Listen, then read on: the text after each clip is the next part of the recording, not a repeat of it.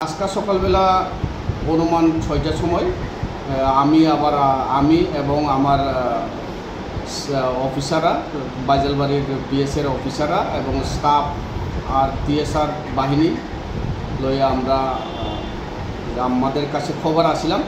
এই খবরের মোতাবেক আমরা আজকে জায়গাতে যাই। যাওয়ানোর পরে জায়গাটা হয়েছে কাঁচামাটি এরিয়াতে, জুমিয়া কলোনি এরিয়াতে, খেংরাবাড়ি এরিয়াতে আছে বলে আমার কাছে খবর আসলাম।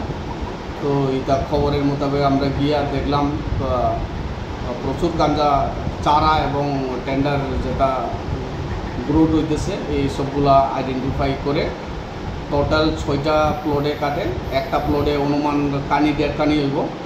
তো টোটাল 6টা প্লটের অনুমান 10,000 গাছ এবং চারা মিলে 10,000 মতো হইব। তো আমরা এটা আজকাল ডিস্ট্রাকশন করে আসছি।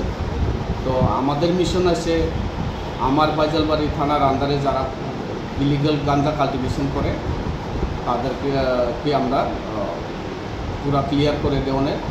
তো আমরা ওই মিশনটা শুরু করছি আর আগামী দিনেও শুরু থাকবো। যে জায়গা থেকে খবর পাই আমরা যাইয়া কেটে দিব।